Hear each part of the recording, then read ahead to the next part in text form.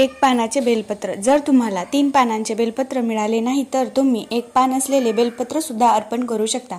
2 पानांचे बेलपत्र अपूर्ण मानले जाते, त्यामुळे ते अर्पण करू नका। 5 किंवा 7 पानांचे बेलपत्र 5 किंवा 7 पाने असलेले बेलपत्र अतिशय शुभ मानले जाते आणि ते अर्पण केल्याने विशेष पुण्य लाभते।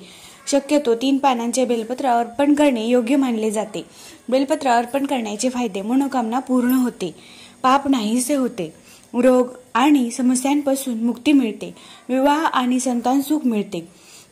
बेलपत्र हे कुठे मिळतं? बेलपत्र हे बेल वृक्षाला लागते। हा वृक्ष अनेक ठिकाणी सहज आढळतो।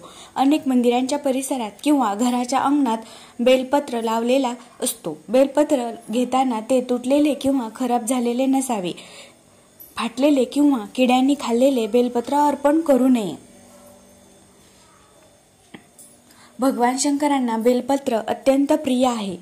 पूजेमध्ये बेलपत्र अर्पण करताना शक्यतो 3 पाने असलेले बेलपत्र अर्पण करावे।